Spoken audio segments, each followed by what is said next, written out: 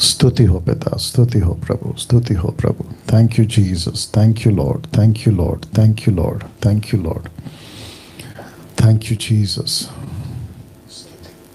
ये किसका है? Facebook. Okay, thank you Lord, thank you Jesus. Okay, ये क्या है? यूट्यूब का। Okay, perfect. आप सभी का प्रभु यीशु मसीह के नाम में बहुत बहुत स्वागत। फिर एक और बार एपिसोड नंबर 12।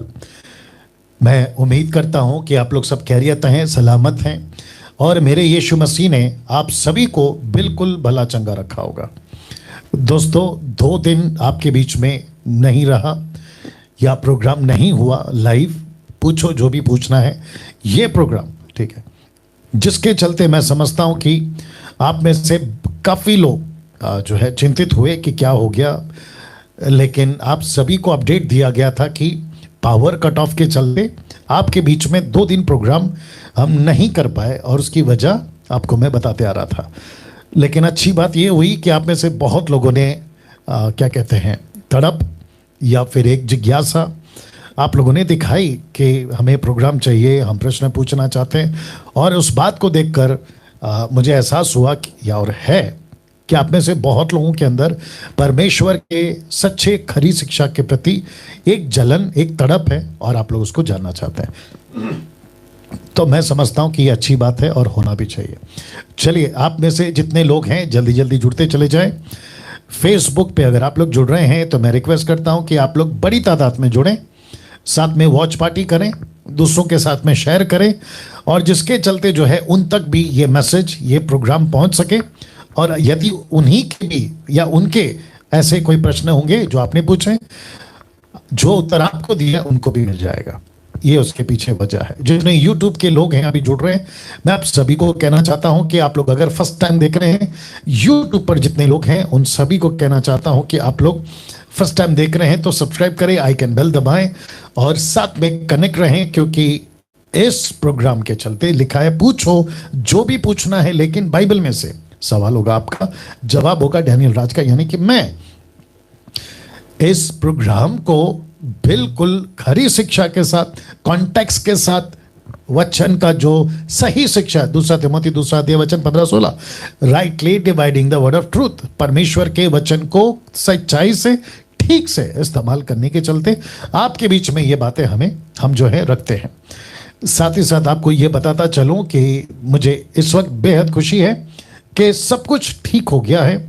जो पावर कट ऑफ हो गया था, जिसके चलते जो पूरा सिस्टम होता है, जहाँ पे बोर्ड होता है या जिसको हम पावर हाउस कहते हैं, जहाँ पे कैबिन जिसको ये भी कहते हैं, वहाँ से लेकर मेरे घर तक का जो सप्लाई था वायर का, वो टोटल ख़त्म हो गया था। तो जिसके चलते मुझे टोटल सेटअप डालना पड़ा और अब आपके बीच में हम पहुँचे, और जिसके चलते मैं समझता हूँ कि 2 दिन मुझे लग गए ये सब करने में। तो माफ़ी चाहूँगा उसके लिए, बट कोई नहीं, परमेश्वर जानता है और प्रभु अपना काम करेगा, ठीक है ना।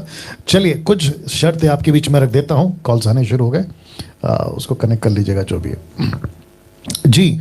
जो प्रश्न आपको पूछने हैं उसके लिए नंबर आपको दूंगा मैं, लेकिन उसके पहले ये चीज़ें रख देते हैं। अपने प्रश्नों को स्पष्ट कर लें या लिख कर रखें। प्रश्न नंबर पॉइंट नंबर 2, प्रश्न पूछने से पहले आप अपनी जगह पे शांति बनाए रखें। जहाँ पे आप कॉल करते हैं, इस प्रोग्राम का वॉइस आपका जो है वहाँ पे नहीं आना चाहिए। क्या हो गया कॉल, मतलब दिक्कत है कुछ?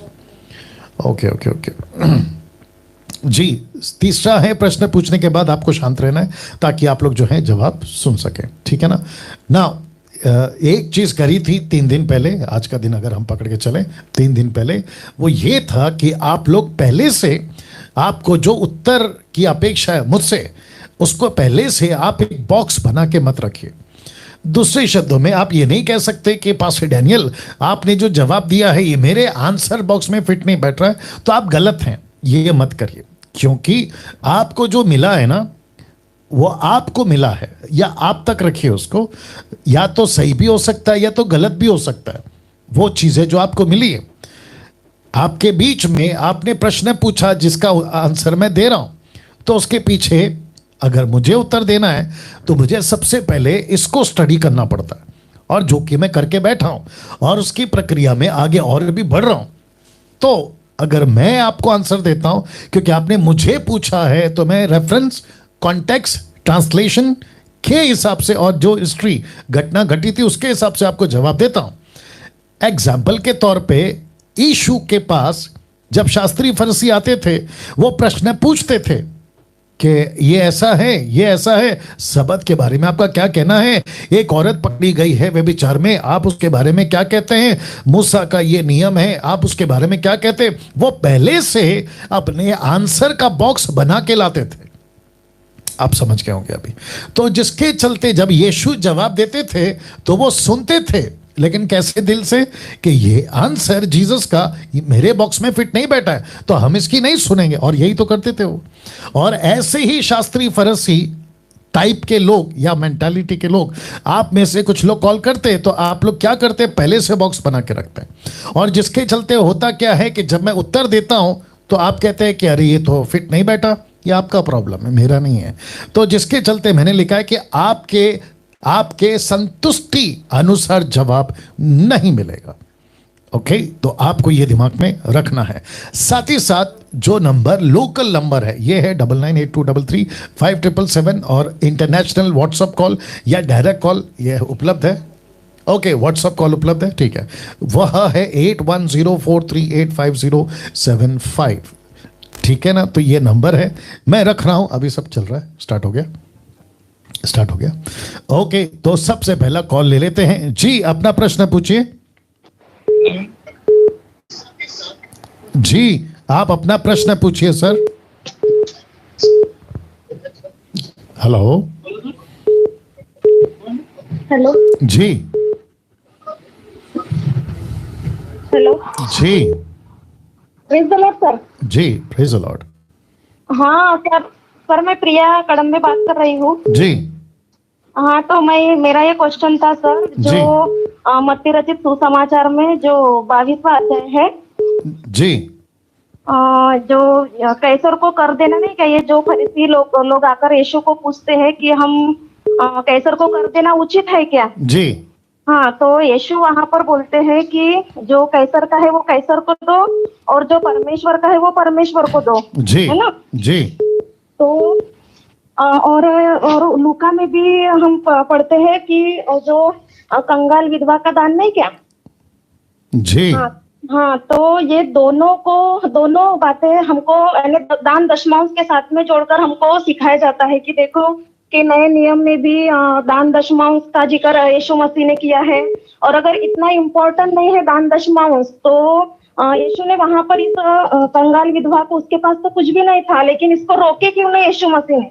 ऐसा कहते हैं। और इधर का भी कैसर को कर देने का भी वो जो बोल रहा है यहाँ पर कि परमेश्वर का जो कैसर का है वो कैसर को दो और जो परमेश्वर का है वो परमेश्वर को दो। तो ये मुझे समझाओ प्लीज जी। ओके, आप लाइन में बने रहें, आपको मैं आंसर कर रहा हूं। ठीक है, वॉइस चेक कर लो एक बार वापस। किधर है? वहां पर है या जो भी है देख लीजिए। ओके, तो जितने दर्शक हैं, कितने लोग हैं अभी?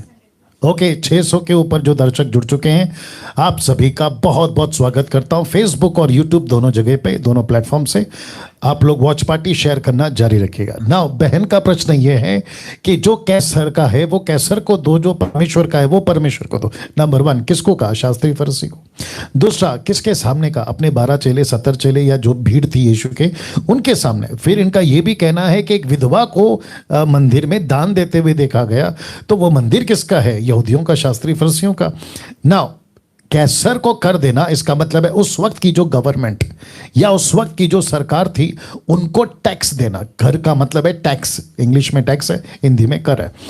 टैक्स तब भी होता था, टैक्स अब भी होता है। तभी राजा तंत्र यानी कि राजा देश चलाते थे या राजा जो है हुक्म चलाते थे। अभी जो है ना प्रजातंत्र है, डेमोक्रेसी जिसको कहते हैं इंग्लिश में, अभी प्रजातंत्र है जहाँ पे आपको सरकार चलाती है। अगर बीजेपी अभी रूलिंग पार्टी है तो उनके अपनी कैबिनेट्स है, फिर उसके बाद में अपना अपना उनका क्या कहते हैं रिस्पॉन्सिबिलिटीज है, वो चाहे पुलिस हो, आर्मी हो, नेवी हो, मिलिट्री हो, उन सबको चलाना है क्योंकि देश की रक्षा करना है। फिर उसके बाद में बहुत सारी सुविधाएं हैं जो सरकार अपनी तरफ से देती है, लेकिन प्रश्न उठता है कि सरकार के पास पैसा कहाँ से आएगा। तो सरकार ने क्या कहा है कि आप अपना टैक्स दो, आप यहाँ बिजनेस करते हो, नौकरी करते हो, आप बैंक में पैसा रखते हो, आप यहाँ पे जो भी लेन देन करते हो, आपको इसकी छूट है क्योंकि आप भारत के नागरिक हैं। वैसे ही अदर कंट्रीज के जो जो नागरिक होते हैं उन सभी को वहाँ वहाँ का सरकार को अपना अपना कर या टैक्स देना होता है। टैक्स देना गलत नहीं है और ये देना ही चाहिए। ओके, साथ ही साथ टैक्स देना पाप नहीं है। और मैं कहता हूं कि जितने भी अभी मुझे सुन रहे हैं, आप सभी अपने अपने सरकार को, जिस जिस क्षेत्र पे आप रहते हैं, आप जो बिजनेस करते हैं, आपका जो ट्रांजैक्शन, आपका जो क्या कहते हैं फाइल रिटर्न, अगर उस लिमिट के पार है तो आपको आपका टैक्स देना है, वो तो वाजिब है। तो सिस्टर जी, अगर आप सुन रही हैं, टैक्स देना है और जरूर देना चाहिए। लेकिन टैक्स को, जैसे आपने कहा कि कोई पास्टर ने कहा कि ये दान दशमांश से जोड़ा गया, जी नहीं, टैक्स अलग है, दान दशमांश अलग है। तो आप बात करते हैं दान दशमांश की, बहुत ध्यान से सुनेगा सिस्टर जी, आप सुन रही हैं? यस यस जी जी जी ना, बहुत ध्यान से सुनेगा। यीशु ने, पतरस ने, पौलुस ने कभी नहीं कहा कि पैसे नहीं देना। यीशु के प्रचार में पैसे का जिक्र है। लूका के 10वें अध्याय, अगर मैं गलत नहीं हूं, वहां पे लिखा है कि बहुत सारी महिलाएं यीशु मसीह को ऑफरिंग में, पैसे में मदद करती थी। और जूडस यानी कि यहूदा इस्करियोत, उसको रखा गया था ताकि वो कैशियर का काम करे, जिसको कहते हैं हिंदी में खजांची। उसके पास में पैसे की लेन देन होती थी। तो यीशु के वक्त में भी पैसा आता था। लेकिन सिस्टर जी, आपको भी पूछूंगा और जितनी भीड़ यहां देख रही है उनको भी पूछूंगा, क्या कभी 4 पुस्तक में, सिस्टर जी आपसे पूछ रहा हूं, क्या कभी 4 पुस्तक में यीशु ने जबरदस्ती पैसा मांगा है? नहीं गुड गुड। नंबर 1, क्या यीशु ने कभी ऐसा कहा अगर तुम पैसा नहीं दोगे तो तुम पे श्राप आएगा? नहीं पढ़ते। वंडरफुल। आप जितने भी साल से बाइबल पढ़ रही हैं, मुझे नहीं पता, और जितने दर्शक देख रहे हैं, आप भी अगर बाइबल को पढ़ते हैं, पतरस, पौलुस, फिलिप, ये जितने भी लोग थे, और उसके आगे यूहन्ना की पुस्तक, यूदा की पुस्तक, इन सभी, याकूब की पुस्तक, इन सभी ने कभी किसी प्रकार के उस वक्त के लोगों पर जोर जबरदस्ती नहीं डाला। तो 2 कुरिन्थियों की किताब, उसका 9वां अध्याय वचन 7, 2 Corinthians chapter 9 verse 7 लिखा है, जो भी दे अपनी मर्जी से दे। तो पास्टर को अगर आप पैसा देती हैं, लाइए, पास्टर को अगर आप पैसा देती है सिस्टर जी, तो आपको अपनी मर्जी से देना है। आप सुन रही हैं शायद? जी सर जी। और जिसको भी 2 Corinthians 9 का 7, आप जिसको भी पैसा देना चाहें, आपको अपनी मर्जी से देना। एक वचन पढ़ रहा हूं जो कि उचित है पढ़ना। लिखा है जी, या कहां गया? 2 Corinthians 9 का 7, ओके, मार्क करके दिया करो। ओके, लिखा है साथ में, हर एक जन, इसका मतलब है वो कोई भी हो, हर एक जन, लिखा है एवरीवन, हर एक जन जैसा मन में ठाने वैसा ही दान करे। लिखा है आगे, ना कुड़कुड़ के, ना दबाव से, क्योंकि परमेश्वर हर्ष से देने वालों से प्रेम रखता है। तो इसका मतलब क्या हुआ? इसका मतलब यह हुआ कि हम सभी को पैसे, ऑफरिंग, जो भी देना है अपनी मर्जी से देंगे। सिस्टर जी, आपसे और एक बार प्रश्न पूछूंगा, आप अगर लाइन पे हैं। यस सर जी। उस विधवा ने कितना दिया? उसने 2 दमड़ी। ठीक है। धनवान ने कितना दिया? धनवान ने बहुत दिया। हाँ, ओके। तो जीसस ने किसको कहा कि सबसे ज्यादा दिया? जिसने, विधवा ने कम और धनवान ने ज्यादा। अगर दूसरी पब्लिक होती तो वो क्या कहती कि सबसे बाजी मार गया धनवान। क्यों? क्योंकि उसने सबसे ज्यादा दिया। तो यहां पे पॉइंट ज्यादा देने का है या किस दिल से देते उसके ऊपर है। बड़े हृदय से देने का है। एग्जैक्टली। लेकिन आजकल क्या चल रहा है? बढ़ा देंगे तो उसको ज्यादा आशीष मिलेगी। अब आप समझ गए?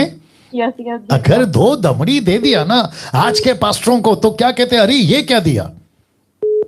तो इसका, जी, तो इसका मतलब क्या हुआ? यीशु कहता है कि मुझे पैसा नहीं देखना है, कौन कैसा दे रहा है वो देखना है। जी सर, जी right. I hope you got the answer. ठीक है सर। तो टैक्स जी मैं बोलना चाहती हूँ आपको। जी सर, बहुत है ना, जैसा ये मेरा क्वेश्चन नहीं था सर, लेकिन ये हम जिस कलीसिया में जाते थे तो वो कलीसिया एकदम ऐसा, मैंने दान दशमांश के ऊपर उनसे बात की कि ये पास्टर बोलते हैं कि हर महीना दशमांश देना ही है, देना ही है, नहीं तो तुम चोरी करते हो परमेश्वर के राज्य में, जी है ना? तो मैंने इनसे आपसे जो हम स्टडी ले रहे हैं, अभी 2 साल हुए, जी तो हमने बोले कि ये तो पुराने नियम की व्यवस्था है ना, जी दान जी दशमांश। जी जी जी लेकिन नए नियम की तो कभी हम पढ़ते ही नहीं दशमांश के बारे में, और Right. है देना है तो अपने मन से देना है, जैसा दूसरा बिल्कुल, कुछ बिल्कुल। 9 वचन के अनुसार में। राइट राइट हाँ, तो ये दोनों वचन को लेकर वो हमसे बोल रहे थे कि देखो परमेश्वर ने यहाँ पर ऐसा बोला है, तो इसलिए मैंने ये आपसे क्वेश्चन पूछी। गुड गुड, थैंक और यू। पास्टर तो अभी ऐसा बोलते हैं कि यानी जैसा वो फेसबुक पे प्रचार करते हैं कि कलीसिया से पास्टर की आशा रहती है, जैसे हमारे बच्चे रहते हैं तो उनसे हमारी आशा रहती है कि वो हमारे बुढ़ापे में हमारा सहारा बनेंगे, हमारा पालन पोषण करेंगे। जी तो उनका ऐसा कहना है कि कलीसिया से भी पास्टर की ऐसी आशा रहती है कि कलीसिया भी उनके बच्चे हैं आदमी, तो उनके बुढ़ापे का सहारा बनेगी। तो ये तो हम ऐसा कभी बाइबल में पढ़ते नहीं, और हमने चेलों को भी ऐसा कहीं देखा नहीं है Right, आते वक्त right. सिखाते वक्त, नहीं क्या? राइट राइट हाँ, तो जी, वो जी। ऐसा सिखाते हैं, तो नहीं, उनके लिए मेरा ये क्वेश्चन था। राइट राइट, ठीक है ठीक है, बट आप शांत हो जाए, मैं वापस कह देता हूँ। देखिए जितने दर्शक हैं, कितने हैं अभी? ओके, 900 के ऊपर लोग अभी देख रहे हैं। मैं आपको भी कहता चलूं, जो कोई पास्टर अगर कहता है कि मेरी देख रेख करो, जैसे इस बहन ने कहा, मैं आप मेरे बच्चे हैं, मैं आपका पिता हूं, जैसे बच्चे माता पिता को आगे जाके पालते हैं, वैसे मैं पास्टर हूं तो मुझे पालो। इसको कहते हैं पेट की सेवा। किसकी सेवा? पेट की सेवा, पैसे की सेवा, पेट की सेवा। रोमियो किताब 16 अध्याय वचन 17 से आगे आप लोगों ने देखा होगा, पौलुस कहते हैं ये पेट की सेवा करते हैं। ऐसे बात ध्यान से सुनना, मैं यहाँ पे सख्ती से बात करूंगा। ऐसे किसी पास्टर को अगर चर्च में आके ये अनाउंसमेंट करता है, अगर कोई पास्टर देख रहा है, मैं आपको भी कह दूं, आप बहुत गलत कर रहे हैं, आपको बहुत बड़ा न्याय देना पड़ेगा। यीशु आपसे पूछेगा तुमने मेरी भेड़ों को नोच नोच के क्यों खाया? पैसा आपका नहीं है, पैसा यीशु का है, पैसा यीशु की सेविकाई का है। आपको पैसे के लिए सेवा कर रहे थे आप अभी तक, पैसे के लिए सेवक बने थे आप, जिसके चलते मुझे आज एक लगता है विदेश से कॉल आया था, मुझसे कहा गया, आई थिंक भारत से था वो कॉल मुझसे कहा गया कि एक ऐसी ऑर्गेनाइजेशन है, वहाँ का पास्टर चर्च का टोटल पैसा उठा कर ले गया और उसने अच्छा खासा घर बना लिया, और वो कहता है कि ये पैसा मेरा है। कॉन्सेप्ट कहाँ से है? ओल्ड टेस्टमेंट से।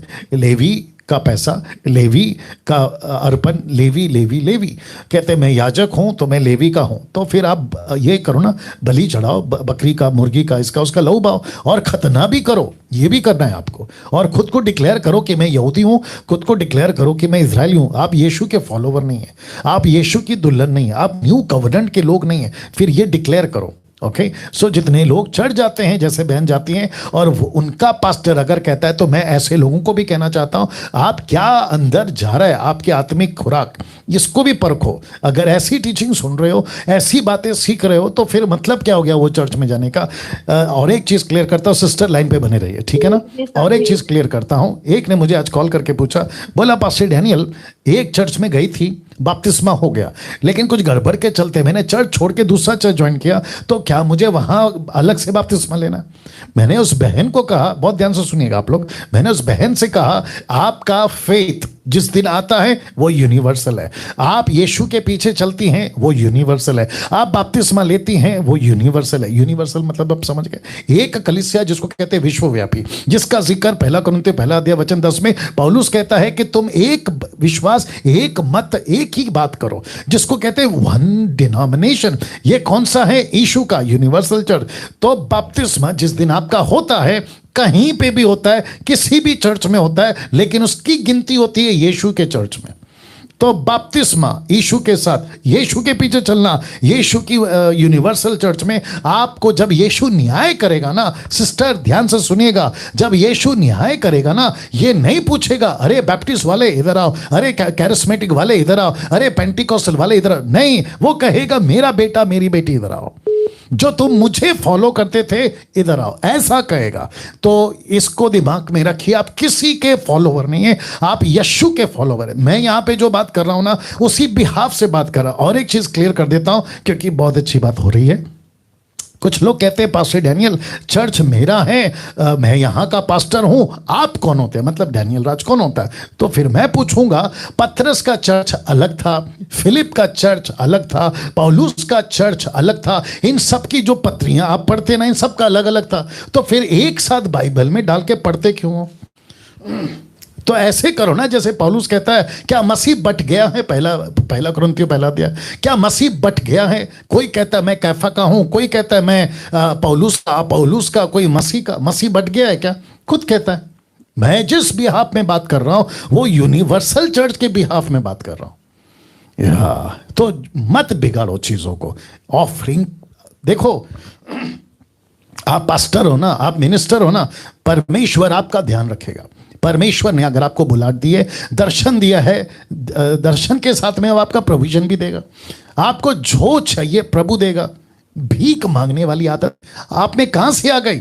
हर संडे ऑनलाइन चर्च, अपना अकाउंट नंबर बांटना, नीचे स्क्रॉल चलते रहता है, ये क्यों? परमेश्वर की सेविकाएं कर रहे हो तो परमेश्वर के दम पे करो, पब्लिक के पैसे के दम पे नहीं। आई होप आप समझ गए सिस्टर। जी सर, जी thank you. Yeah God bless you sister. कर रहे हो सर, जो आपने ये मसीह मंथन वगैरह स्टार्ट किया, हमने जी बहुत जी जी।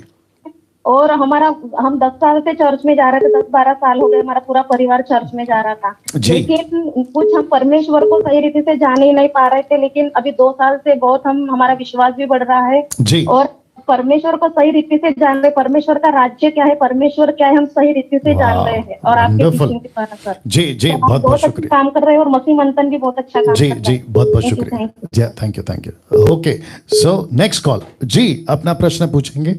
नेक्स्ट कॉल, या अपना प्रश्न पूछिए सर।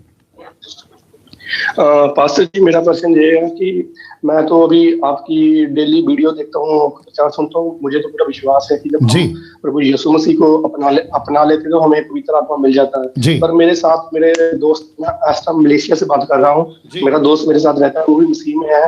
वो कहता है कि जब पवित्र आत्मा ऐसे नहीं मिलता, पवित्र आत्मा को पाने के लिए हमें पहले उपवास रखने पड़ते हैं, रोजे रखने पड़ते हैं, फिर पवित्र आत्मा मिलता है। अगर पवित्र आत्मा मिल भी जाता है वो हमारे अंदर नहीं ठहरता और हमको छोड़ के चला जाता है जब हम कोई गलत काम करते हैं। मैं वास्तव में इसके बारे में आपसे पूछना चाहता हूँ कि पवित्र आत्मा हमें कैसे मिलता है, और जब हमें पवित्र आत्मा मिल जाता है तो यदि हम कोई पाप करते हैं हमें छोड़ के चला जाता है। जी ओके, आपका नाम क्या बताया सर आपने? कुलदीप सिंह पास्टर जी। मैं मसीह मंथन का मेंबर भी हूँ। गुड। ओके कुलदीप जी, लाइन पे बने रहे ना। जितने भी दर्शक हैं, फिर पूछूंगा कितने हैं। ओके, 1100 के ऊपर लोग देख रहे हैं। मैं उन सभी को रिक्वेस्ट करना चाहता हूं कि ध्यान से सुनिएगा। कुलदीप जी ने पूछा पवित्र आत्मा मिल जाता है, डैनियल राज बाइबल यही सिखा रही है, मैं भी यही कह रहा हूं। कई लोग जो 10% सच्चे प्रचारक हैं यही कहते हैं बाइबल के मुताबिक, ठीक है ना। तो जिस दिन हम यीशु पर विश्वास करते हैं उसी दिन उसी दिन पवित्र आत्मा हमको मिल जाता है ना। मेरा और भाई कुलदीप जी का ये कहना है कि कुछ लोग ऐसा सिखा रहे हैं कि पवित्र आत्मा ऐसा नहीं मिलता है। तो मेरा प्रश्न यह है कि ये टीचिंग आप लोगों ने कहां से लाया? क्योंकि जिस बाइबल को मैं 30 साल से पढ़ रहा हूं इसमें एक भी जगह पे नहीं लिखा है कि पवित्र आत्मा, come on get ready, okay, पवित्र आत्मा आपके कंडीशन के बेस पे आता है। जी नहीं, पवित्र आत्मा के बारे में यीशु ने कहा है कि उसको मैं भेजूंगा। एक भी जगह पे निकालना जल्दी से, लूका की किताब उसका 24 का 47 निकालना। The book of Luke chapter 24 verse 47। आपके बीच में कुछ वचनों को रखता हूं, वापस से कहता हूं, जितने दर्शक है ध्यान से सुने, मसीह दर्शक जितने हैं ध्यान से सुनिएगा कि यीशु ने पवित्र आत्मा के बारे में क्या कहा। तो सबसे पहला यीशु ने क्या कहा, आइए देख लेते। लिखा है यरूशलेम से लेकर सब जातियों में मन फिराव का और पापों की क्षमा का प्रचार उसी के नाम से किया जाए। किसके नाम से? यीशु के नाम से। लिखा है तुम इन सब बातों के गवाह। 49, देखो जिसकी प्रतिज्ञा मेरे पिता ने की है मैं उसको तुम पर उतारूंगा। कौन उतारेगा? यीशु उतारेगा, आप नहीं उतारेंगे। आपके फास्टिंग से आप नहीं उतारेंगे। एक्ट चैप्टर 1 वर्स 4, आप नहीं उतारेंगे, यीशु उतारेगा। आप ऐसा कुछ नहीं कर सकते जिसके चलते आप ये शर्त रखो कि मैं 40 दिन फास्टिंग में जाऊंगा मुझे पवित्र आत्मा मिलेगा। नॉनसेंस है ये, मूर्खता। नॉनसेंस का मतलब है नो सेंस, किसी प्रकार का सेंस नहीं है। ओके, अब इसको सुनिए। Book of Acts chapter 1 verse 4, प्रेरितों की किताब 1:4 लिखा है, और उनसे मिलकर उन्हें आज्ञा दी, यरूशलेम को ना छोड़ो, परंतु पिता की उस प्रतिज्ञा की होने की बाट जोते रहो, जिसकी चर्चा तुम मुझसे सुन चुके हो। किसकी चर्चा? इसी पवित्र आत्मा की चर्चा जहां पर की थी, अभी मैंने लूका में पढ़ा। अभी इसी का 8 आपके लिए पढ़ देता हूं, 2:8, माफी चाहता हूं। एक्ट चैप्टर 2 वर्स 8, आइए देखिए यहां पर क्या लिखा हुआ है। ओके, एक सेकंड दीजिए। यहां पे लिखा है, तो फिर एक्ट चैप्टर 2 वर्स 4 पढ़ना पड़ेगा आपके लिए। ओके, लिखा है, वे सब पवित्र आत्मा से भर गए, जिस प्रकार आत्मा ने उन्हें बोलने की सामर्थ्य दी, पवित्र आत्मा ने दी। ये खुद परमेश्वर का आत्मा तय करेगा। 1 कोरिन्थियंस चैप्टर 11, 1 कोरिन्थियंस चैप्टर 12 वर्स 11, या तो 10 से निकाल लो, 12 का 10, ठीक है ना? ध्यान से सुनिएगा। और भाई साहब कुलदीप जी लाइन पे बने रहे। जी। ओके, नाउ यहाँ पे क्या लिखा है देखते हैं। फिर किसी को सामर्थ्य के काम करने की शक्ति, किसी को भविष्यवाणी, किसी को आत्माओं की परख, किसी को अन्य प्रकार की भाषा, किसी को भाषाओं का अर्थ। वचन 11, परंतु ये सब प्रभावशाली कार्य वही एक आत्मा करता है, जिसे जो चाहता है वह बांटता है। कौन बांटता है? पवित्र आत्मा। जिसको जैसा चाहिए ये पवित्र आत्मा तय करेगा, आप नहीं। किसको कौन सा दान देना है यह पवित्र आत्मा तय करेगा, आपने। तो कुलदीप जी का प्रश्न यह है कि कुछ लोग कहते हैं कि आपको पवित्र आत्मा आपको ऐसे नहीं मिलता, आपको कुछ करना पड़ेगा, राइट कुलदीप जी? फास्टिंग में जाना पड़ेगा, आपको कुछ घंटों प्रार्थना में बैठना पड़ेगा, आपको कुछ ऐसा पवित्र जीवन जीना पड़ेगा जिसके चलते पवित्र आत्मा खुश होगा और आपके ऊपर आएगा। वापस कहता हूं, नॉनसेंस है, मूर्खता है ये। तो फिर से कह दो कि परमेश्वर तय करेगा, और ऑलरेडी उसने तय कर दिया है। जिसका भी, निकालो वापस से मरकुस का किताब 16:16, जिसका भी उद्धार हो जाता है, ये कनेक्टेड है पवित्र आत्मा से, जिसका भी उद्धार हो जाता है उसको ये चीज मिलती है। आपके लिए पढ़ देता हूं, लिखा है चिन्ह, दीज आर द साइन। आइए देखते साइन क्या है। लिखा है 16:16 में, जो विश्वास करे बपतिस्मा ले उसी का उद्धार होगा, परंतु जो विश्वास नहीं करेगा वो दोषी ठहराया जाएगा। अब वचन 17 लिखा है, विश्वास करने वालों में ये चिन्ह होंगे कि वे मेरे नाम से दुष्ट आत्मा को निकालेंगे, नई भाषा बोलेंगे, सांपों को उठालेंगे, यदि वे प्राणनाशक वस्तु भी पी जाए तो भी उनकी कोई हानि ना होगी, वे बीमारों पर हाथ रखेंगे और वो चंगे हो जाएंगे। ये किसका दान है? पवित्र आत्मा का। क्या पवित्र आत्मा का दान चंगाई का नहीं है? ऑफ कोर्स है। क्या पवित्र आत्मा दुष्टों की भाषा में, पृथ्वी की भाषा, वो दान नहीं देता है? अभी पढ़ा था ना। तो इसका मतलब ये हुआ कि ये पवित्र आत्मा तय करेगा कि किसको क्या देना है। पवित्र आत्मा तय करेगा कि आपके ऊपर आना नहीं आना, और वो ऑलरेडी तय हो चुका है। तो कुलदीप जी, वचन से तो साबित हो गया, कुलदीप जी वचन से तो साबित हो गया कि ये पवित्र आत्मा तय करता है, ये उसकी मर्जी है। तो फास्टिंग का बीच में कनेक्शन नहीं है। जी बोलिए। मैंने भी उसे इसी तरीके से समझाया। आप मैं टीचिंग सुनता हूँ जी। मैं 3 महीने से आपसे सीख कर मैं मसीह जीवन में आया हूँ। पहले मुझे मालूम नहीं था इस चीज के बारे में। मेरी मदर को 3 साल हो गए हैं, वो क्रिश्चियन है, उन्होंने बपतिस्मा भी लिया हुआ है। मैं मलेशिया में आया, मैं आपकी वीडियो देखने लगा, मेरे जीवन बिल्कुल चेंज हो चुका है। पास्टर जी, सैम आपका थैंक्स करता हूँ। आपकी वीडियो से, आपकी टीचिंग से मैंने बहुत कुछ सीखा है पास्टर जी। मैं सोचता हूँ कि जो भी व्यक्ति आपकी वीडियो को देखेगा, सुनेगा, और बिल्कुल चेंज होगा। उसको असली मसीह जिंदगी मालूम, असली मसीह कौन है उसके बारे में पता चलेगा कि असली मसीह क्या होता है। हम लोग अंधकार में जी रहे हैं, हम लोगों को मालूम नहीं है क्या प्रभु क्या चाहते थे, क्या करना चाहते थे, और उनकी आगे योजना क्या थी। हम लोग गलत लेकर जा रहे हैं। पंजाब में तो पास्टर जी बहुत बेड़ा जी, बिल्कुल सही कहा आपने, बिल्कुल सही कहा आपने। तो कुलदीप जी, आपने एक पॉइंट और क्लियर करना है। आपने कहा कि पाप करने के बाद क्या पवित्र आत्मा चला जाता है, आपने ये भी कहा था। जी बिल्कुल। जी, तो मैं जल्दी से उसका भी जवाब दे दूं। देखिए, एक कॉल के ऊपर हम इतना टाइम इसलिए लेते हैं ताकि विस्तार से बता सके, और मैं वापस कह रहा हूं कि जब तक आपके प्रश्न खत्म नहीं होंगे मैं प्रोग्राम चलाता रहूंगा, उसकी आप चिंता मत करिए, ठीक है ना। तो वापस आते उस मुद्दे पे, क्या पाप करने के बाद पवित्र आत्मा आपको छोड़कर चला जाता? तो सीधा जवाब है नहीं जाता। क्यों? The book of John chapter 16 verse 8, यूहन्ना की किताब 16 का 8, यूहन्ना की किताब उसका 16 का 8। आपको मैं बताता हूं क्यों नहीं जाता, ठीक है ना। सुनिएगा इसको। लिखा है वह आकर संसार को पाप और धार्मिकता और न्याय के विषय निरुत्तर करेगा। वचन 9, निरुत्तर कन्विक्ट इंग्लिश वर्ड है। वचन 9 पद 9, पाप के विषय में इसलिए कि वे मुझ पर विश्वास नहीं करते, धार्मिकता के विषय में इसलिए कि पिता के पास जाता हूं और तुम मुझे फिर ना देखोगे, न्याय के विषय में इसलिए कि संसार का सरदार दोषी ठहराया गया। तो इसका मतलब है कि पवित्र आत्मा का काम है कन्विक्ट करना। अगर वो अंदर नहीं है तो आपको कन्विक्ट कौन करेगा? मैंने एक बार प्रचार किया था, कुलदीप जी अगर आप सुन रहे, मैंने प्रचार किया था कि पवित्र आत्मा आपके अंदर से, जो खरे प्रचारक होते हैं ना, उसके अंदर से प्रोसिक्यूटर का काम करता है। सरकारी वकील, प्रोसिक्यूटर, सरकारी वकील। तो पवित्र आत्मा संसार में आकर पाप को दोषी ठहराएगा। लेकिन पवित्र आत्मा का जबान कौन है? आप और मैं। पवित्र आत्मा का पैर कौन है? आप और मैं। और पवित्र आत्मा, इब्रानी किताब 12 का 5, इसको भी सुन लीजिए, इसको भी सुन लीजिए। The book of Hebrew chapter 12 verse 5, देखो क्या लिखा है। जी जी लाइए जी, मैं आपको बताता हूं क्या लिखा है कि पवित्र आत्मा नहीं जाएगा। क्यों? उसकी वजह है, लिखा है तुम उस उपदेश को जो तुमको पुत्रों के समान दिया जाता है भूल गए हो। लिखा है आगे, ध्यान दीजिएगा, हे मेरे पुत्र, प्रभु की ताड़ना को हल्की बात ना जान, जब वह तुझे धुड़के तो साहस ना छोड़ना। तो इसका मतलब क्या है? पवित्र आत्मा क्या करता है? मुझ जैसों को लाता है आपके लिए। आपको, आपके अंदर जो ज़मीर है ना, आपका जो कॉन्शियस है ना, उसके द्वारा आपको धुड़कता है, आपको वार्न करता है। वाह, कहाँ लिखा है? भजन संहिता में, भजन संहिता 51 का 3 निकलना है। होप सो, मैं गलत भी हो सकता हूँ, फिर भी देख लेते हैं। भजन संहिता 51 का 3 वही होना चाहिए। हाँ यही है, भजन संहिता 51 का 3 लिखा है, मैं तो अपने अपराधों को जानता हूं और मेरा पाप निरंतर मेरी दृष्टि में बना रहता है। अब आप सोच के देखो, दाऊद का पाप है ये।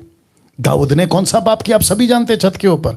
तो एक व्यक्ति बीच में मुझे कॉल किया था, लड़का था बेचारा, क्या करे, उसकी स्टडी ठीक नहीं है। वो कहता है कि पाप तब तक पाप नहीं है। कुलदीप जी आप भी सुनिएगा, वो लड़का कहता है पाप तब तक पाप नहीं है जब तक आपको एहसास ना हो। तो दाऊद कहता है पाप तो मुझे प्रतिदिन एहसास कराता था, मुझे मेरे आंखों के सामने बना रहता था और मैं उसको देखता था, किसको? मेरे किए हुए पाप को। तो इसको कौन बताता था कुलदीप जी? पवित्र आत्मा। आज मुझको और आपको कौन बताएगा? पवित्र आत्मा।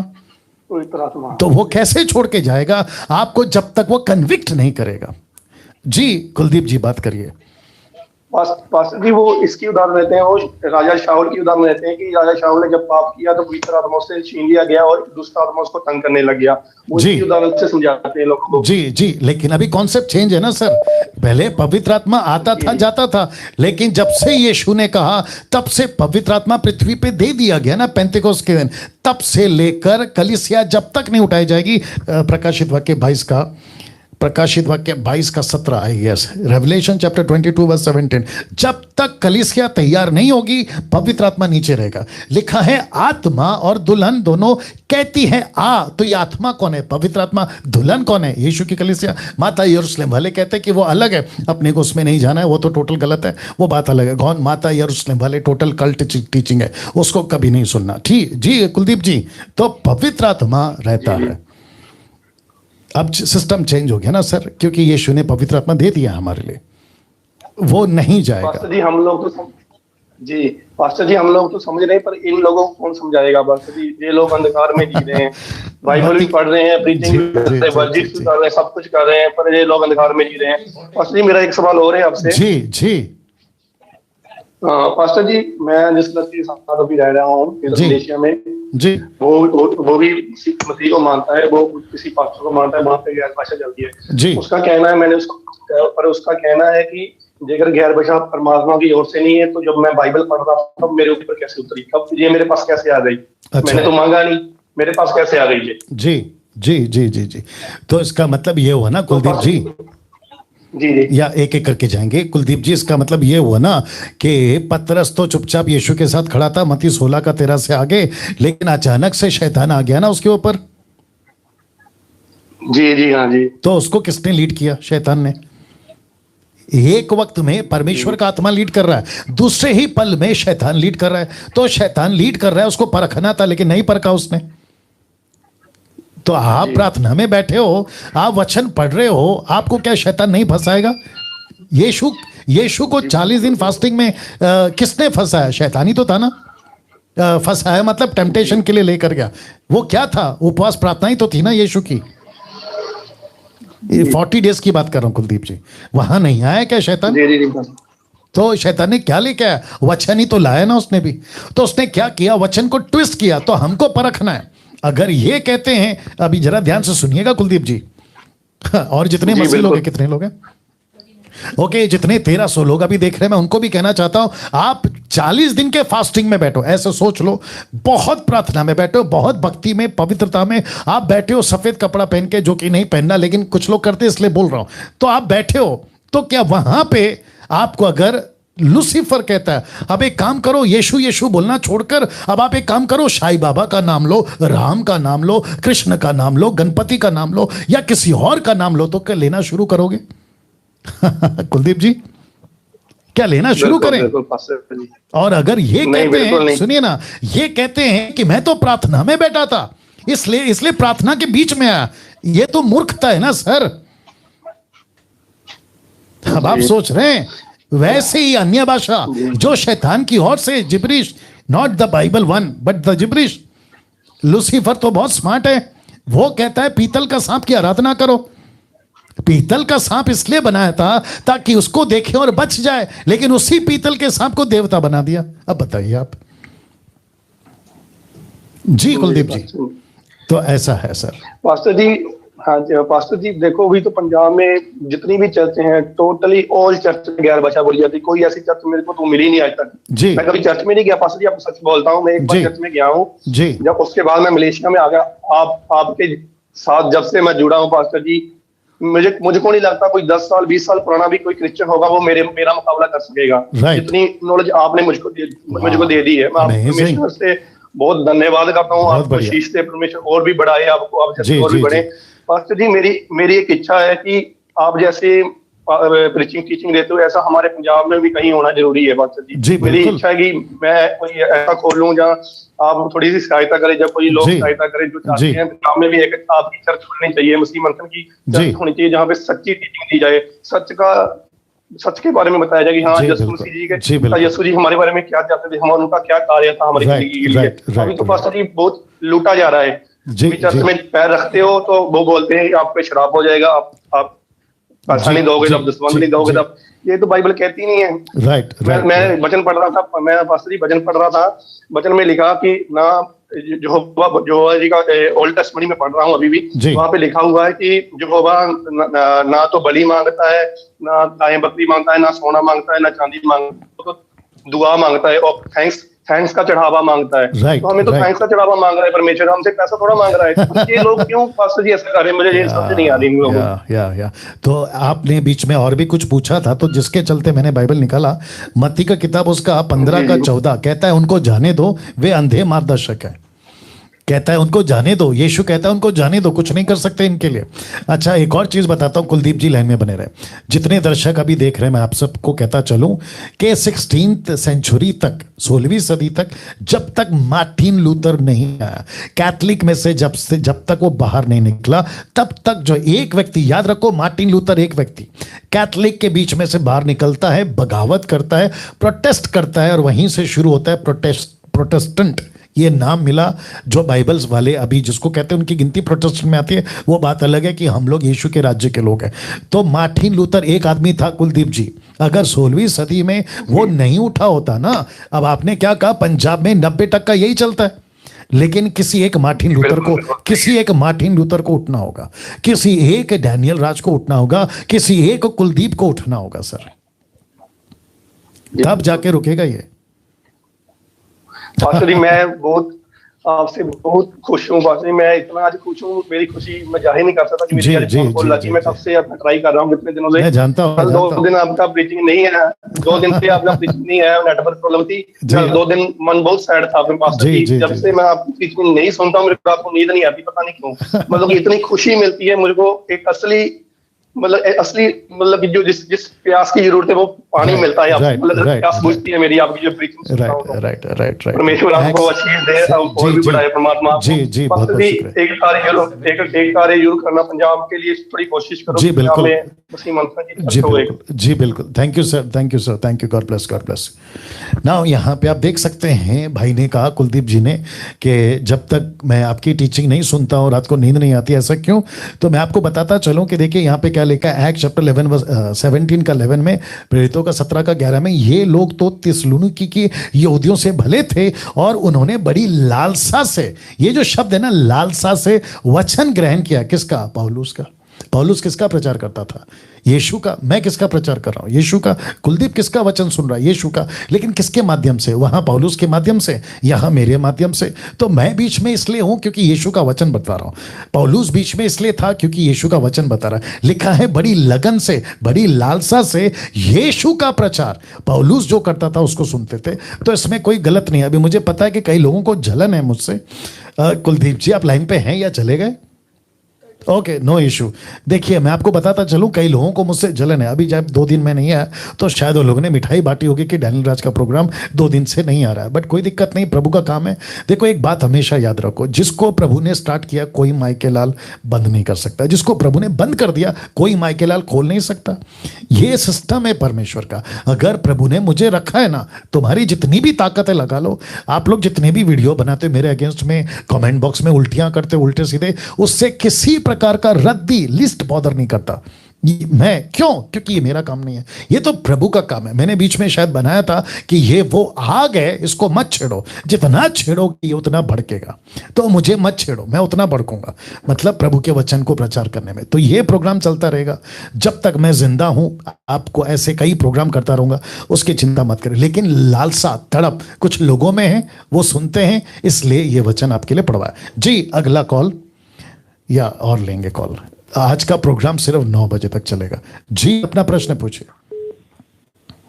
हेलो जी अपना प्रश्न पूछिए सर। पासी जानती जी। जी जय मसीह।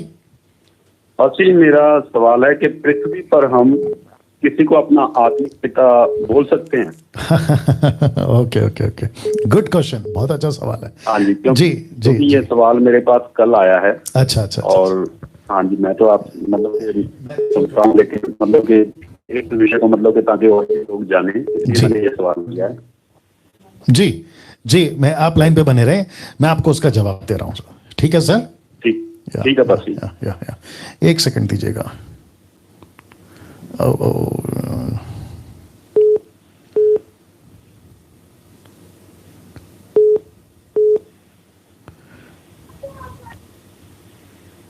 जी मिल गया। ओके, तो जितने दर्शक है कितने?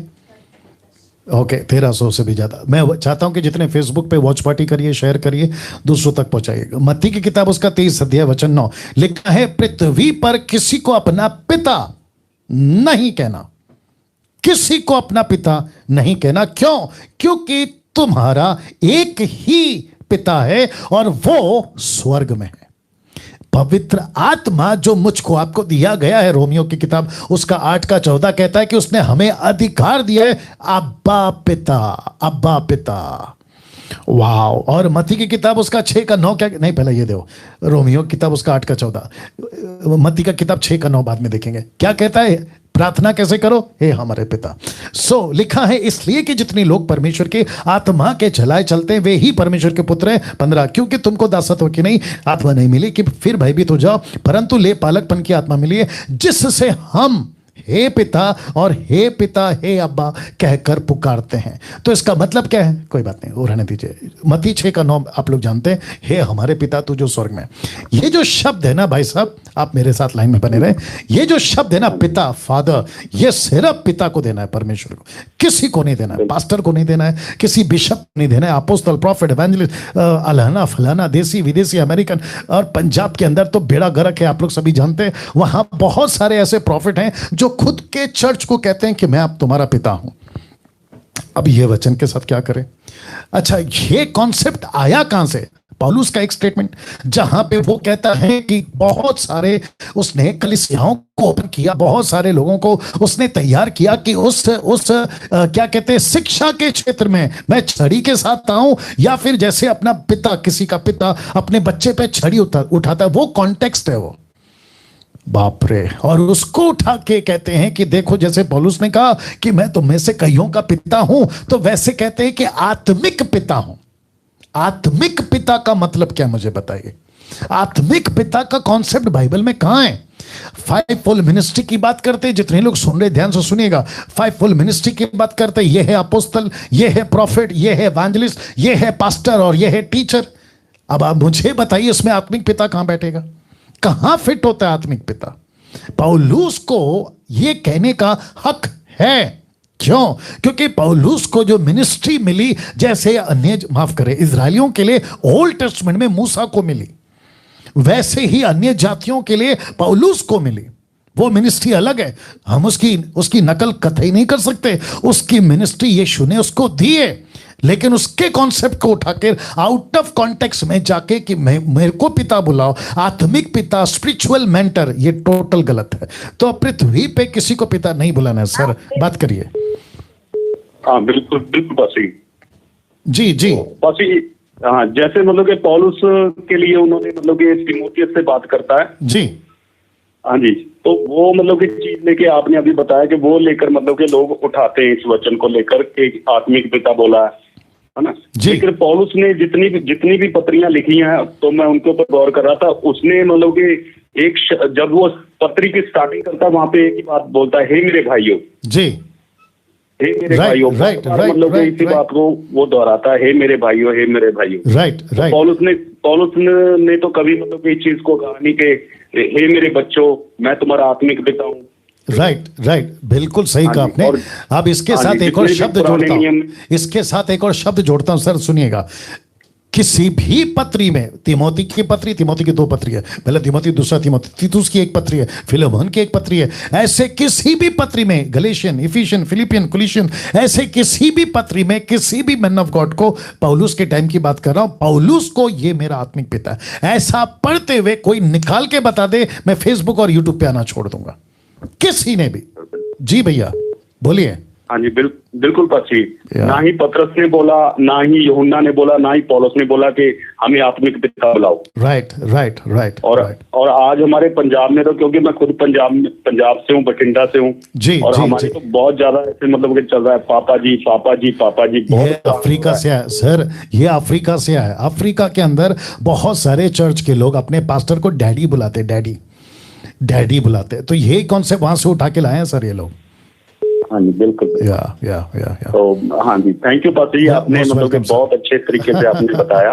और मतलब कि चलो मैंने सवाल पूछा, लेकिन बहुत मतलब कि जो होंगे जिनके मन में ये होगा कि ये कैसे है, तो आज उनको जवाब मिल गया होगा। जी बिल्कुल।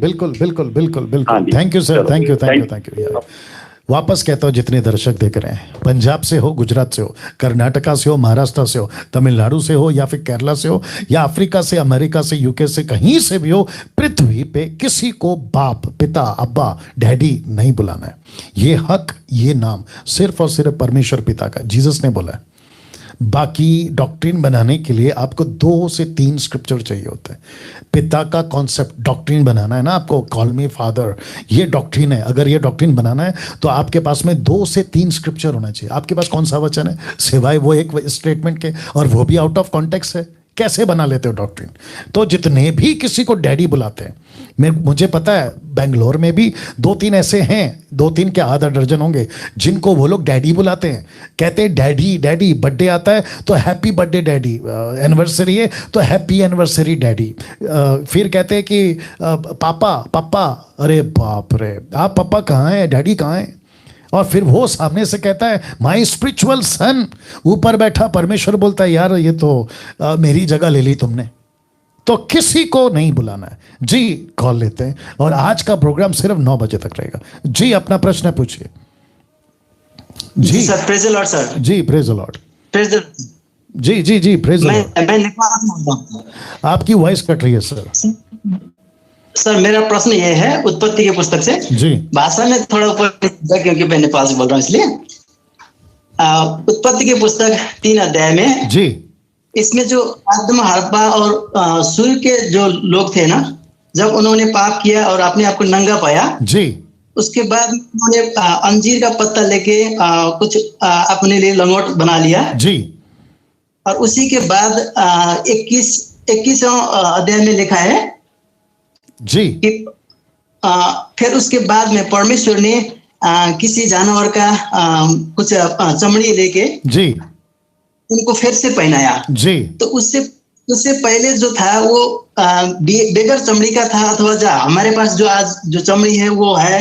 ये इसका थोड़ा अर्थ समझना चाहता हूँ मैं। जी जी बिल्कुल बिल्कुल। और आपका नाम क्या है? मेरा नाम दान। ओह, अच्छा नाम है आपका। ओके, तो ब्रदर धान है नेपाल से, अगर मैं गलत नहीं हूँ, क्योंकि ये नेपाली भाषा में बात करने की कर रहे थे। इनकी हिंदी ठीक ठाक है, हम समझ गए और आप लोग भी समझ गए। दर्शक कितने? ओके, 1500 के ऊपर हैं अभी लाइव। आप सभी का फिर से स्वागत करता हूं। इनका प्रश्न यह है कि जब आदम और हवा ने फल खाया तो उनको एहसास हुआ कि हम बिना वस्त्र के हैं। तो वो कौन सा वस्त्र था जो उसके पहले उनको नहीं पता चला? तो वो है महिमा का वस्त्र, ग्लोरी, महिमा का वस्त्र, ठीक है ना। इसको कैसे बोल सकते हैं? यीशु मसीह जब जी उठे तो वहां पर लिखा है कि उनको उन्होंने देखा और बिल्कुल नहीं पहचान पाया कि ये यीशु है। और फिर वहां पर हम देखते कि जिस कपड़े से लपेटा गया था वो तो कब्र में था। फिर यीशु कौन से कपड़े में घूम रहे थे? 40 दिन कौन से कपड़े में घूम रहे थे? तो महिमा का। एनीवे, फिर प्रश्न उठता है कि उन्होंने अंजीर के पत्ते के कपड़े बनाए और फिर वचन 21 कहता है उसी का 3 का 21 में कि उनको चमड़े के कपड़े पहनाए गए। तो भाई का कहना है फिर उनके पास में क्या कौन सा चमड़ा था? तो ऑफकोर्स यही था जो अभी हमारे पास है, क्योंकि जो हम अभी है ना वो वैसे ही थे। बस फर्क इतना है कि सारा खेल है ना शारीरिक हो गया। तभी आत्मिक थे, अभी शारीरिक हो गए फल खाने के बाद। लेकिन फल खाने से पहले आदम आत्मिक था, भले ही ये वाला शरीर था लेकिन आत्मिक था, और उसके पास में वही स्किन अभी जो हमारे पास है वही स्किन उसके पास में था। बस इतना था कि उसको शर्म या उसको शर्मिंदगी, मेरे पास कपड़े नहीं है, उसको ये नहीं था। क्यों? क्योंकि सेंस, जिसको कहते हैं ना परख, सेंस का हिंदी शब्द क्या है? एनीवे, उसको नहीं था या एहसास नहीं था अरे कपड़े नहीं है। क्यों? क्योंकि तब तक उसकी आत्मिक आंखें नहीं खुली थी, शारीरिक आंखें नहीं खुली थी, भले बुरे का एहसास नहीं था और उसको कॉन्शियस नहीं था। सेंस, कॉन्शियस, आप जो भी बोलना चाहिए नहीं था। लेकिन जैसे ही फल खाया उसका कॉन्शियस खुल गया, उसको सेंस आ गया और एक दूसरे से छुपने लगे। तो चमड़ा यही था, स्किन यही था, लेकिन एक जानवर को मारा इसलिए क्योंकि उसमें भी आत्मिक मतलब है। पहला कहते कपड़ा बनाया, वो तुम्हारी धार्मिकता है। फिर परमेश्वर ने वहां पर एक अपोक्लिप्टिक की बात करी, दृष्टांत की बात करी जो अंत के दिनों में होगा, क्योंकि वहां भी लहू बात था जिसको कहते हैं टेम्पररी ब्लड। और क्योंकि वहीं परमेश्वर ने कहा था कि ऐसा ही लहू एक दिन आएगा जो लहू तुमको बचाएगा, और जिसके चलते लिखा कि लहू लहू लहू। 1 पीटर चैप्टर 4 वर्स 18, पहला पत्रस 1:18, माफ करना, 1 पीटर 1:18। देखते हैं, बहुत पढ़ता हूं जिसके चलते, हाँ यही है 1 पीटर चैप्टर 1 वर्स 18। क्योंकि तुम जानते हो कि तुम्हारा निकम्मा चाल चलन जो बाप दादाओं से चलाता है उसे तुम्हारा छुटकारा चांदी सोने अविनाशी वस्तु के द्वारा नहीं हुआ। वचन 19, पर निर्दोष और निष्कलंक मेमना शीप अर्थात मसीह के बहुमूल्य लहू के द्वारा हुआ। तो उस गार्डन में भाई साहब, आप मेरे साथ बने रहे दान जी, उस गार्डन में जो लहू बहा था वो सिंबल था, सिंबल जिसको कहते हैं चिन्ह। यीशु का लहू बहेगा तो लहू के द्वारा 4000 साल तक एक टेम्पररी प्रोटेक्शन, आप समझते हैं सर, टेम्पररी प्रोटेक्शन। जी, तो वो जो लहू बहा था ना बगीचे में, वो टेम्पररी ब्लड था, क्योंकि परमानेंट ब्लड बहना बाकी था, और वो परमानेंट ब्लड है जीसस का। जी, yeah I hope you got the answer. जी सर, बहुत धन्यवाद। मैं आपका प्रोग्राम बहुत दिन से देख रहा हूँ, मैं अपने बेटे के साथ देखता हूँ जब भी 8 बजते हैं। कुछ दिनों से आप नहीं आए, मैं वेट कर रहा था, पर मुझे जानकारी नहीं थी। जी, थैंक यू सर। बहुत अच्छा लगता है मुझे। पर आज मैंने आपको प्रोग्राम में किसी भाई ने आपके खिलाफ कुछ वीडियो बनाया और देखा उसका भी। जी, जी, मैं वो देख के थोड़ा सा दुखी हुआ। मैंने बोला ऐसे वीडियो नहीं बनाना चाहिए, क्योंकि अन्य अविश्वासी लोगों को बहुत बुरा संदेश पहुंचता है इससे। Right right right right. ये मैसेज लिख के भेजा था भाई को, लेकिन कुछ नहीं कर सकता सर। अगर बात करना है ठीक है, अपना अपना कुछ होगा, किसी को किसी की शिक्षा पसंद नहीं आती है, फिर भी आप पर्सनल बात कर लीजिए, ऐसे बोल के मैंने मैसेज भेजा था। जी जी जी जी, नहीं वो साइको है, साइको समझते होंगे आप। जी जी सर, जी उसको कुछ नहीं कर सकते। ऐसे मार्केट में बहुत साइको है सर, इनको कुछ नहीं कर सकते। इसलिए जीसस ने क्या कहा, जीसस ने क्या कहा मैथ्यू 15:14 में, उनको जाने दो। जी सर जी। तो हम भी वही कर रहे हैं। आपको पता है ना जीसस को पागल बोला। मैं जॉन चैप्टर 10 का 20 में जीसस को लोगों ने पागल बोला है। जी सर। अब आप सोचो, कोई मुस्लिम कोई हिंदू अगर बाइबल को पढ़ेगा, जीसस को पागल बोला है, तो उन पर भी तो असर पड़ेगा ना सर। जी जी। लेकिन क्या कर सकते हैं, रखा है बाइबल में, जानबूझ के रखा है। वैसे ही मसीह समाज में बहुत सारे लोग हैं जो खरी शिक्षा का प्रचार करते हैं ना, उसके अगेंस्ट में है sir. So we have to ignore, उसको नजरअंदाज करो और अपना काम आगे करो। और मैं तो हमेशा कहता हूं, हाथी चले बाजार, जी सर, और कुत्ते भौंके हजार। या गॉड ब्लेस यू सर, या गॉड ब्लेस, गॉड बहुत बहुत धन्यवाद। जी जी जी, बहुत बहुत शुक्रिया जी। Okay, next call. इसको ये कौन सा कॉल है? इंटरनेशनल है? इंडिया लगा। ओके ओके जी, अपना प्रश्न पूछिए सर। हेलो जी जी जी, जय मसीह की पास्टर जी। जी जय मसीह। हेलो जी, अपना प्रश्न पूछिए सर। हाँ हेलो, मेरा नाम चंद्रशेखर है, मैं उत्तर प्रदेश यूपी उत्तर प्रदेश कौशाम्बी से बोल रहा हूँ सर जी। मेरा प्रश्न ये है कि जैसे कोई मसीह विश्वासी अगर विश्वास में आकर के, और हमने उनको अपनी टीचिंग बताई कि ये है भैया, इसको देखो, ये सब विश्वासी ये सब बातें हैं, और विश्वासी हो करके अगर जैसे वो कोई अगर शादी ब्याह करता है, अगर निमंत्रण देता है, तो क्या हमें वहां जाना चाहिए? जी ओके। आप कब से विश्वासी हैं सर? 3 साल से। ओके, और बाइबल कितना पढ़ते हैं सर आप? 15 से 16 चैप्टर सर। अरे वाह, क्या बात है, बहुत अच्छी खुराक है, उसको और बढ़ाओ। चलिए, आप लाइन पे बने रहें, आपको जवाब दे रहा हूँ ना। भाई साहब का प्रश्न है ना, शायद कुछ बताया था इन्होंने। Anyway, no problem.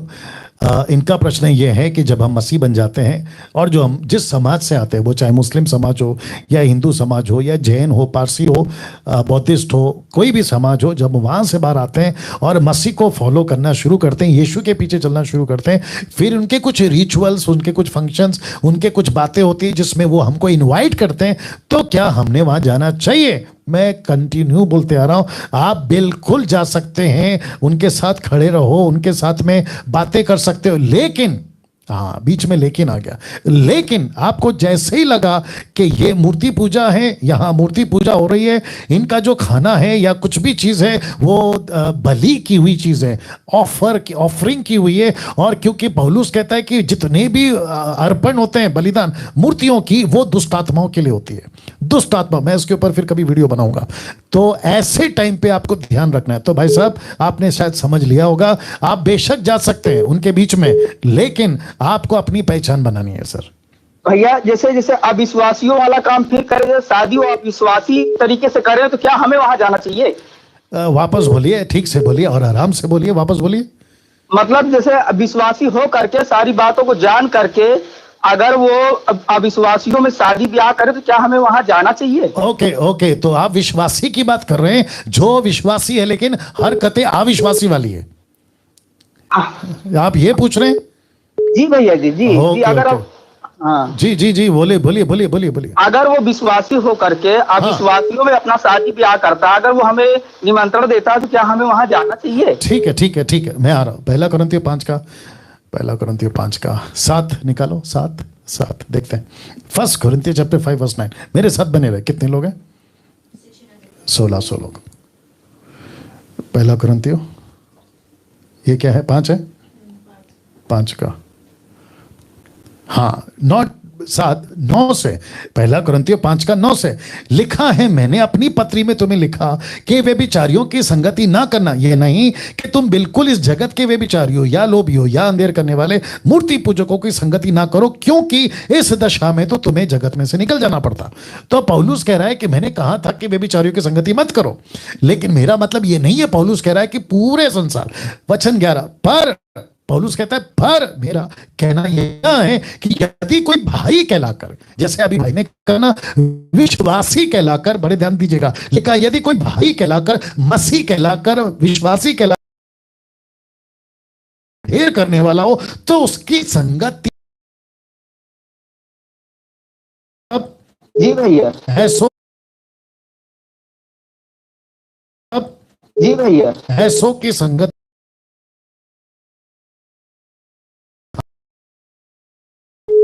जो विश्वासी होकर ऐसा काम करता है उसके साथ संगति नहीं करना है सर। जी जी भैया या आपको जवाब मिल गया सर? जी भैया जी। चलो एक प्रश्न और पूछ सकता हूँ जी जी जी जी जी जी भैया? जैसे यहाँ पे जैसे कलेसिया में होती है, जब से हम आपकी टीचिंग सुनने लगे हैं, हम तो अन्य भाषा वहाँ होती थी, हमने छोड़ दिया, हम वहाँ जाना ही बंद कर दिए। लेकिन वहाँ पे बच्चे मुंडन करवाते हैं, क्या ये उचित है? क्या कराते? बच्चों का मुंडन भी करवाते हैं वहाँ पे। ओके ओके ओके, तो क्या क्या कह के मुंडन कराते हैं? जी भैया। नहीं, मैं आपको पूछ रहा हूँ, क्या कह के मुंडन कराते हैं? ऐसा क्या बोल के मुंडन कराते हैं? आज भैया वहाँ पे ढोल बजाते हैं, भजन गाते हैं, वैसे मुंडन कर देते हैं उनका। ओके ओके, लाइन पे बने रहे ना। भाई साहब का आपने सुन लिया, बट मैं जो पहला वाला प्रश्न था उसमें एक और पॉइंट ऐड कर देता हूँ। अगर अभी कोई मुझे देख रहा है, आप मसीह हैं, आप पास्टर हैं, बाइबल टीचर हैं, आप प्रॉफिट हैं, अलाना फलाना, और आपने पाप को आदत बना लिया। ध्यान सुना, किसको? पाप को, सिन, SIN, सिन को आपने आदत बना लिया, हैबिट।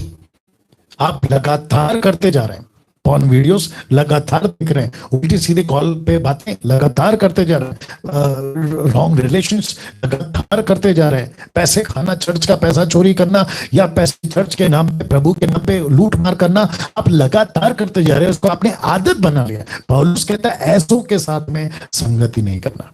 सत्य को जान लिया, सच्चाई को जान लिया, सब कुछ जान लिया, लेकिन मुंबई के अंदर मैं देखता हूं, मुंबई के अंदर बहुत सारे ऐसे लोग हैं जिनको व्यक्तिगत जानता हूं, भारत के अंदर ऐसे कईयों को जानता हूं, फिर क्या कहते हैं, प्रभु का दास है, परमेश्वर का सेवक है, अरे वर्शिपर है, अरे म्यूजिशियन है, अरे वो तो बाइबल टीचर है, अरे चलता है। फिर पौलुस ने ये बात क्यों बोली? वापस कहता हूं, यहां जजमेंटल का बात नहीं है, यहां पे बात है देखो, जीसस जिसके साथ नहीं है आप उसके साथ क्यों जा रहे हो? यीशु जिसके साथ नहीं है आप उसके साथ क्यों जा रहे हो? जहां यीशु नहीं है आप वहां पे क्यों? ये आपको समझना होगा। तो भाई साहब ने जो पूछा था मुंडन बच्चे का, उसका भी जवाब दे देता हूं कि मुंडन करना क्यों? या बाइबल के अंदर ऐसा कोई चीज नहीं है। पौलुस ने जगह पे किया था, अब उसने कौन से सिचुएशन में किया हमको नहीं पता, वो वहीं तक ठीक है, लेकिन उसकी डॉक्ट्रिन बनाकर मुंडन कराना, जैसे कहते हैं वहां चलता है कलीसिया में, ये टोटल गलत है। राइट भाई साहब? जी भैया जी। या God bless you sir, God bless you. Okay, एक आखिरी कॉल, फिर उसके बाद आज प्रोग्राम बंद करूंगा, और कल संडे है, मैं आपको बताऊंगा कि कल क्या है। जी, अपना प्रश्न पूछिए सर। कट करो जी, अपना प्रश्न पूछिए सर। जी पास्टर जी, प्रेज द लॉर्ड। जी मेरा सवाल ये है कि मैं एक पास्टर का नीचे लेवल का हूँ, एल्डर हूँ, पर विश्वासी नहीं आता है, बोलता है मैं आपका विश्वासी नहीं हूँ, मैं नहीं जाऊंगा। तो विश्वासी किसके हो सकते हैं पास्टर जी? ये मेरा प्रश्न है। मैं नहीं समझा सर, वापस पूछिए और थोड़ा जल्दी पूछिए, क्या बोलना चाहते हैं? जी, मैं एक एल्डर हूँ, पास्टर का नीचे लेवल का, तो विश्वासी नहीं आता है, बोलता है विश्वासी मैं आपका विश्वासी नहीं हो, तो किसका विश्वासी हो सकते हैं पास्टर जी? नहीं सर, मैं अभी भी नहीं समझा आप क्या बोल रहे हो। आप ठीक से पूछिए, किसका विश्वासी, क्या बोल रहे हैं आप? हेलो, ये किस, आप एक काम करो, मतलब पास्टर को सुनो भाई साहब, मेरी बात सुनिए, आप कट करो। एक लास्ट कॉल। जी, अपना प्रश्न पूछिए। जी, अपना प्रश्न पूछिए। पास्टर जी, जय मसीह की। जी, जय मसीह। पास्टर जी, मेरा क्वेश्चन आपसे पवित्र आत्मा के बारे में है। किसके बारे में? पवित्र आत्मा के बारे में। ओके ओके ओके, बोलिए। पास्टर जी, जब हम 1 शमूएल चैप्टर 16 वर्स 14 को पढ़ते हैं जी, तो यहाँ पर पवित्र आत्मा छोड़कर चला गया था शाऊल को जी, क्योंकि शाऊल ने परमेश्वर की आज्ञा नहीं मानी थी। जी, पास्टर जी, अगर उद्धार पाने के बाद हमसे कोई गलती या कोई किसी भी भाई बहन से या कोई भाई बहन नशे में चले गया, किसी भी प्रकार के पाप में पड़ जाता है जी, तो क्या पवित्र आत्मा हमें छोड़ के चला जाता है? ओके। आपका नाम अभय है? जी पास्टर जी। Very nice. मतलब तुम आ ही जाते हो, या तो जल्दी या तो लास्ट में आ ही जाते हो। ओके, अब है इसका जवाब मैं दे चुका हूं और मैं समझता हूं 2 बार दे चुका इसी प्रोग्राम में, तो इसकी वीडियो अलग से एडिट करके मैं डालूंगा, तब आपको भी मिल जाएगी, ठीक है ना। और आपको अगर एक लाइन में कहूं, न्यू टेस्टमेंट का कॉन्सेप्ट है, न्यू कवेनेंट का कॉन्सेप्ट है, यीशु का कॉन्सेप्ट है, ओल्ड टेस्टमेंट का, न्यू टेस्टमेंट का, पवित्र आत्मा को लेकर जमीन आसमान का फर्क है जी। तो इसके ऊपर मैं बात कर चुका हूं, तो मैं समझता हूं कि अभय आपको उसका वीडियो एडिट वाला मिल जाएगा। ओके ना दोस्तों, अभी मैं कॉल नहीं लूंगा, अब डायरेक्ट कॉल लूंगा मंडे को। मंडे से फिर प्रोग्राम पूछो जो भी पूछना वाला प्रोग्राम हम मंडे को ठीक 8 बजे से 9:30 बजे तक चालू करेंगे। लेकिन अभी आप जो हैं मुझे बख्शें, आज मैं जल्दी ख़त्म कर रहा हूं, उसकी 2-3 वजह है, ठीक है ना। कहीं दूसरा प्रोग्राम पे मुझे बात करना है, अभी वापस से शूट है, लेकिन वो दूसरे चर्च के लिए, तो मैं उसका लाइव अभी यहाँ पे करने जा रहा हूँ और 2-3 कारण अलग हैं। चलिए, तो यहाँ पे मुझे विदा लेना होगा। आपको कल का प्रोग्राम बता देता हूँ कि कल संडे है, और कल संडे मतलब फर्स्ट संडे, जिसको कहते हैं प्रभु भोज ऑनलाइन होगा, लॉर्ड सपर ऑनलाइन, ठीक है ना। तो जितने भी मसीह मंथन के डिसाइपलशिप ट्रेनिंग के मेंबर्स, मेरी ministry GMT grace ministry fellowship के मेंबर्स, उन सभी को, और जितने भी लोग देश और विदेश से मुझे फॉलो करते, मतलब मेरी जो शिक्षाएं यीशु की आप लोगों को देता हूं, जो आप मुझे फॉलो करते हैं, यूट्यूब के सब्सक्राइबर्स, आप सभी को मैं वेलकम करता हूं कल के लिए। आपको प्रभु भोज अगर नहीं मिला है, कल मौका है, आप लोग अपनी अपनी तैयारी कर सकते हैं। प्रभु भोज उसी को देते हैं जिसका जीवन टोटल प्रभु में समर्पित है। मूर्ति पूजा, प्रसाद खाना, लड़ाई झगड़े, मारपीट, व्यभिचार, उल्टे सीधे, ऐसे किसी को नहीं देते। बपतिस्मा हुआ या नहीं हुआ वो बात की बात है, लेकिन आपका सबसे पहला प्रभु में जीवन समर्पित हुआ। अगर प्रभु में जीवन समर्पित है तो आपने बपतिस्मा लिया होगा। अगर आपने बपतिस्मा नहीं लिया है, आपने इसलिए नहीं लिया क्योंकि लॉकडाउन चल रहा है, किसी कारण से आपके पास्टर से आपका मुलाकात नहीं हुआ या मुझसे मुलाकात नहीं हुआ, जिसके चलते आप बपतिस्मा लेने वाले हैं देर सवेर, लेकिन बपतिस्मा नहीं लिया। इसलिए मैं आपको कौन होता हूं रोकने वाला कि आप प्रभु भोज नहीं ले सकते। आप प्रभु भोज ले सकते, लेकिन देर सवेर आपका बपतिस्मा हो जाएगा, ये आप भी जानते हैं और मैं भी जानता हूं, तो ये आपके लिए रुकावट का कारण नहीं बनेगा। आपको ब्रेड या रोटी लेना है, अंगूर का जूस यानी कि जो मेडिकल नहीं, स्टोर में मिलता होगा ना ग्रेप जूस, उसकी बोतल ला लीजिए, उसको आप बना लीजिएगा, इसको रेडी रखिएगा। पति पत्नी है विश्वासी, साथ में आ जाओ। माता पिता मतलब पति पत्नी जो मैच्योर हो गए और माता पिता है साथ में, तो आ जाओ। अगर आपके घर पे कोई नहीं है, आप सिंगल है, तो भी लेके बैठो। मैं यहां से करूंगा जो चीज आपको वहां से करना है, मैं यहां से प्रार्थना कर अलाउ करता हूं, आप वहां से उसको खा और पी सकते हैं। ये है प्रोसेस। तो कल मुलाकात होगी ठीक 7:30 बजे, याद रखो 7:30 बजे से 9 बजे तक। कल 1.5 घंटे का जो है ये ऑनलाइन हिंदी चर्च चलेगा। चलिए, अपना ख्याल रखिएगा, कल मुलाकात होगी। प्रभु आपको आशीष दे।